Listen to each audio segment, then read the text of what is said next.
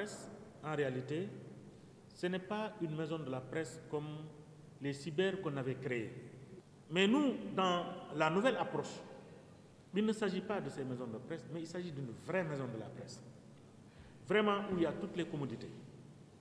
Où ce n'est pas les associations qui se cotisent pour prendre en charge le rallonge qui est gâté, ou prendre en charge l'électricité, l'eau, ou prendre en charge la machine de gauche à droite.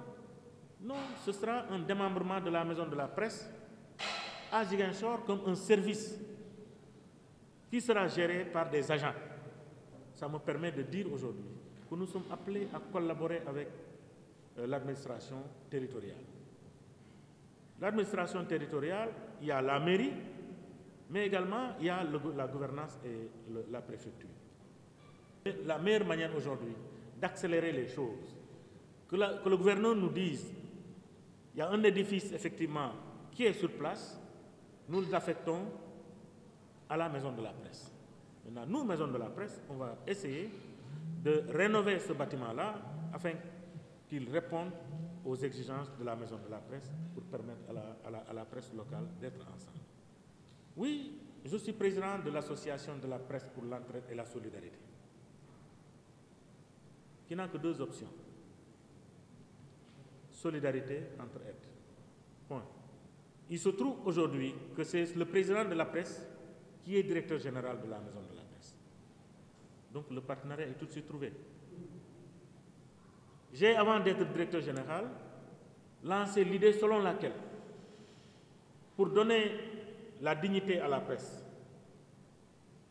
pour que le journaliste soit libre, on parle beaucoup de liberté de la presse.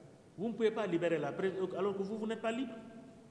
Quand vous allez au travail, il faut sortir de chez soi et aller au travail, tout en sachant que vous sortez vous quittez le travail pour aller chez vous, dans votre maison.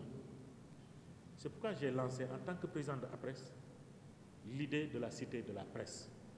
Parce que nous entendons partout, je sais que ça existe à Ziguinchor, cité des enseignants, cité des procureurs, cité des maires, mais jamais cité de la presse. Est-ce que vous avez une cité de la presse à Ziguinchor? Il n'y en a pas. Alors, j'ai lancé ce qu'on appelle la cité de la presse et j'ai déjà remis à Dakar 200 parcelles aux ayants droit. Certains ont déjà leur papier, certains ont commencé à construire 200 parcelles et la demande est encore forte. Mais il ne faut pas s'arrêter à là. Il y a la question de la sécurité sanitaire. Il faut qu'on ait ce qu'on appelle la couverture sanitaire. Parce qu'aujourd'hui, les rédactions, comme j'ai dit, les patrons de presse, c'est mieux n'écouter. Mais nous, à notre niveau, il faut qu'on s'organise. C'est pourquoi j'ai lancé la MPIC, la mutuelle des professionnels de l'information et de la communication. Et le lancement a été fait depuis l'année dernière. Ce qui nous empêche de démarrer, c'est que la CMU a changé de texte, qui est devenu CNSU. Il fallait attendre pour réadapter les nouveaux textes afin de commencer le travail. Mais le lancement était déjà fait et plus de 3000 personnes ont déjà acheté leur carte. On dit à l'entreprise de presse, tu as 10 agents, 7500 gaïfaï par agent par an. Et ils vont se soigner, ces agents vont se soigner pendant toute une année en ne payant que 75 000 francs. 3 entreprises. Et cela, je l'avais exposé au président de la République, qui m'avait reçu, et qui a demandé à continuer ce travail-là et que l'État va venir en appoint. Mais ça, c'est à Dakar. Une fois la maison de la presse installée ici, mais avant même, il faudrait que l'association se déporte également sur Ziguinchor. Parce que toutes les associations sont membres de la presse. Comme j'ai dit, la presse, c'est deux. Solidarité entre elles. Et vraiment, le président de la République a beaucoup insisté sur ces questions-là. Son objectif principal et l'objectif du Premier ministre, très sincèrement, c'est de donner la presse toute sa dignité. Et c'est pour répondre à Diallo, Souleymane. Justement, c'est ce vent d'espoir.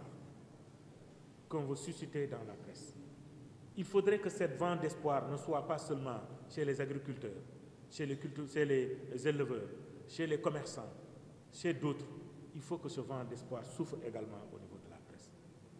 Et c'est la raison pour laquelle, justement, il nous a instruit de faire ces déplacements-là et de discuter, justement, avec nos confrères. Justement, nous avons également créé la coopérative d'habitat. C'est la coopérative d'habitat des professionnels de l'information et de la communication. Et cette coopérative va s'élargir également dans les régions pour qu'on puisse avoir à Ziguinchor la cité de la presse, qu'on puisse avoir à Kolda une cité de la presse, entre autres.